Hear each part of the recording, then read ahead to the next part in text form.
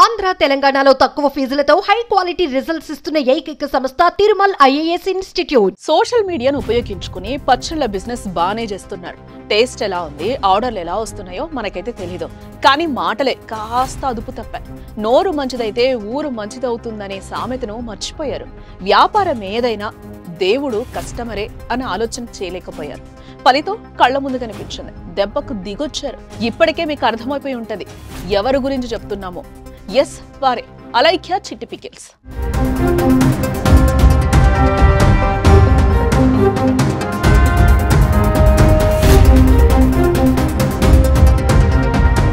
వారు ఏ సందర్భంలో భూత పురాణం చేయాల్సి వచ్చిందన్నది, ఎందుకు భూతులు తిట్టారన్నది వారి విజ్ఞతకే వదిలేసి మనం మాట్లాడటం కంటే ఆ ఇష్యూ నుంచి నేర్పిన గుణపాఠంపై మాట్లాడుకోవాలి.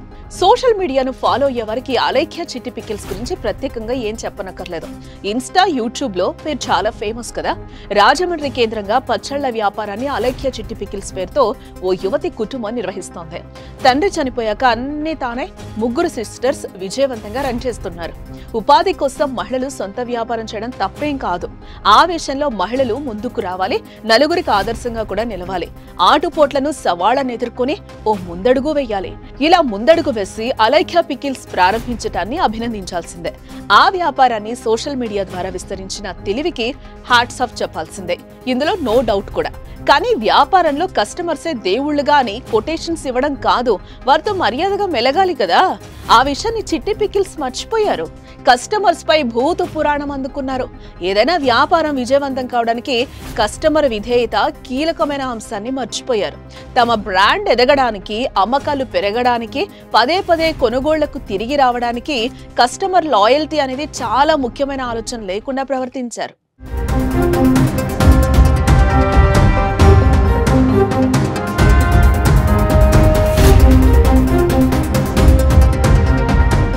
సోషల్ మీడియాలో చిట్టి పికిల్స్ ఫేమస్ కావడంతో తెలుగు రాష్ట్రాలతో పాటు దేశ విదేశాల నుంచి కూడా ఆర్డర్స్ వస్తున్నాయి. ఈ నేపథ్యంలో వారు ఓ వాట్సాప్ బిజినెస్ అకౌంట్ ద్వారా ఆర్డర్లు తీసుకుంటున్నారు. ఇటీవల ఓ కస్టమరు ఆ వాట్సాప్ అకౌంట్ లో పచ్చళ్లు మెనూ చూసి ఇంత ధరలు ఎందుకున్నాయో అంతుబట్టడం లేదని ప్రశ్నించాడు.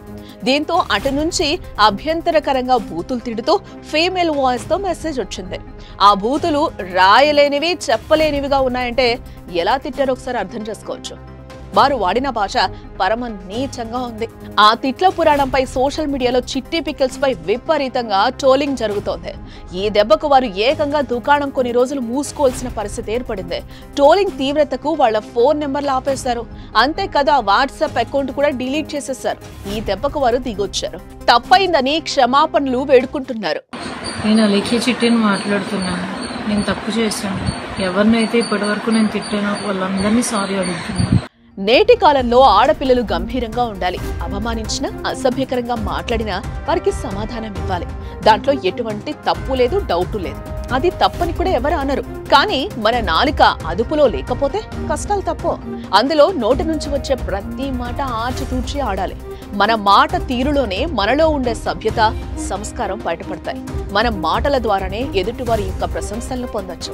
మన మాట తీరును బట్టి మన వ్యక్తిత్వాన్ని అంచనా వేస్తారు. మన మాటల్లో పదును కాస్త పట్టు తప్పి హద్దు మీరితే అరదండలే.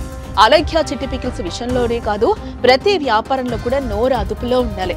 కస్టమర్స్ లాయల్టీ కనిపించాలి. వారికిచ్చే మర్యాదనే వ్యాపారం విజయానికి నాంది. తెలుగు రాష్ట్రాల్లో చిట్టి పికిల్స్ వివాదం ఏం చెప్తుందో మీరే కామెంట్ చేయండి.